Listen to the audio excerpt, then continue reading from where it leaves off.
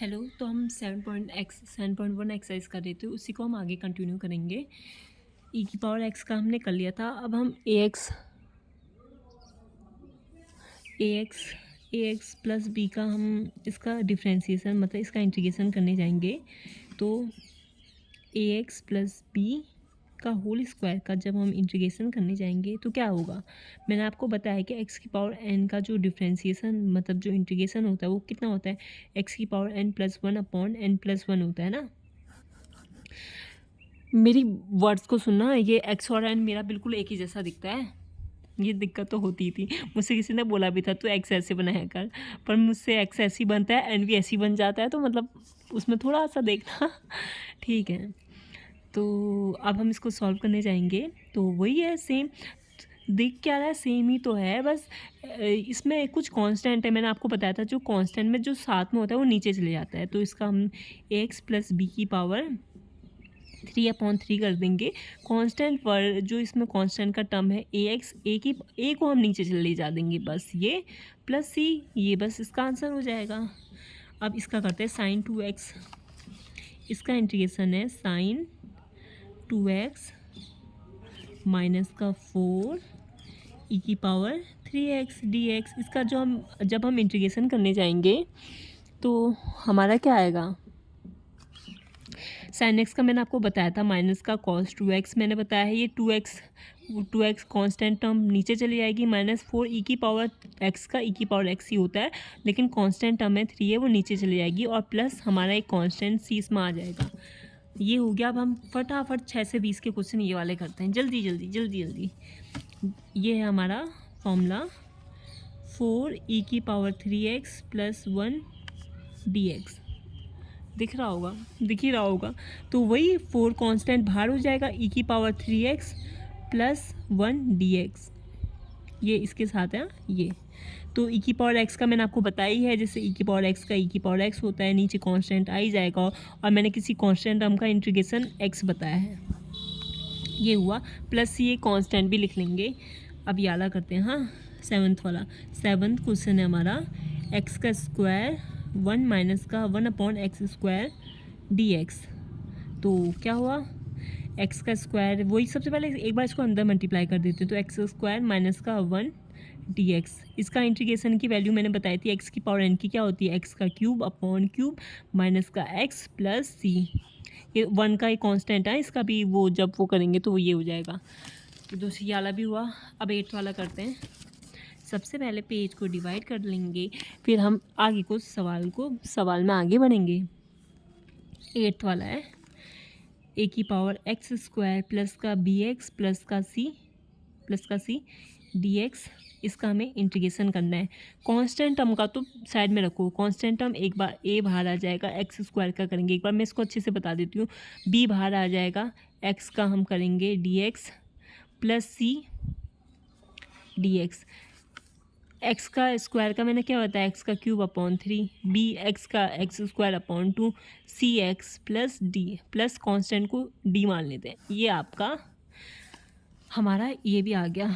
अब 9th वाला है 2x² प्लस ई की पावर एक्स डी एक्स। हमें इसका इंटीग्रेशन करना है। 2 कांस्टेंट ऐसे ही रहो, एक्स का मैंने क्या बताया था, एक्स का क्यूब अपॉन 3, मतलब जो पावर होता है ना उसमें एक बढ़ जाता है, वही बढ़ी हुई पावर को हम नीचे भी लिख देते हैं। ई की पावर एक्स का ई की पावर एक्स ही रहेगा, कांस्टेंट टर्म ये आ जाएगी। ये वाला कर लेते हैं 10th वाला। 10th वाले को पहले सबसे पहले होल स्क्वायर को हम सॉल्व करने जाएंगे, फिर आगे सॉल्व होगा ये। 10th वाला है हमारा इंटीग्रेशन।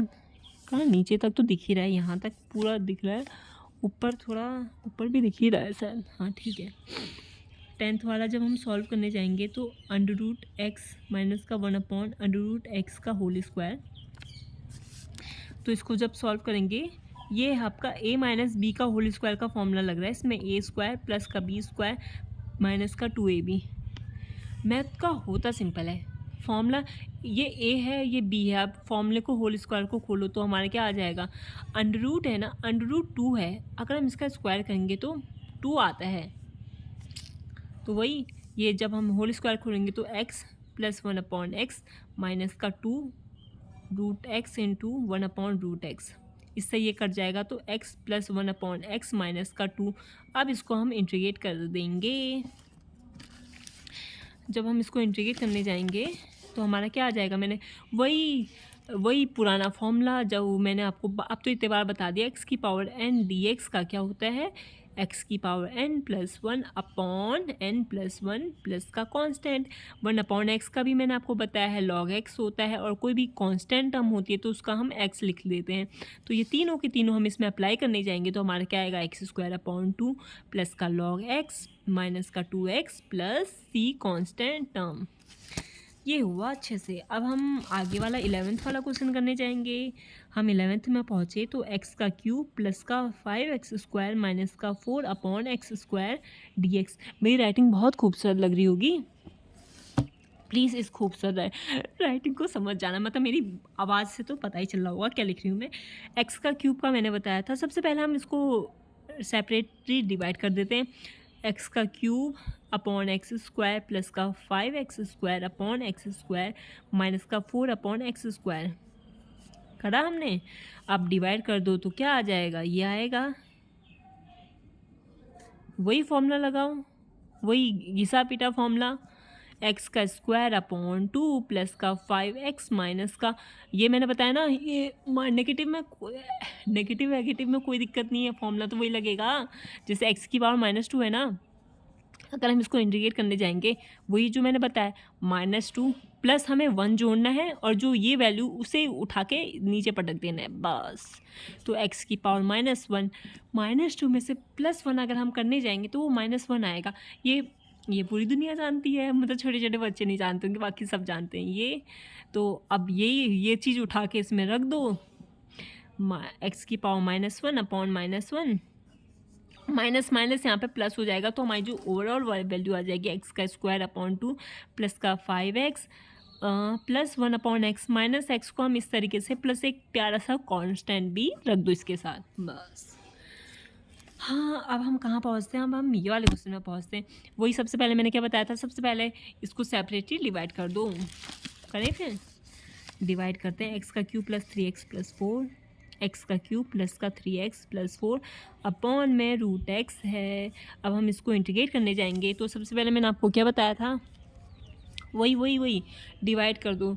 अब इसमें अब देखो ना, मैथ होती बड़ी आसान है, पर थोड़ा सा मतलब बेसिक कंसेप्ट पता है तो हो ही जाएगा।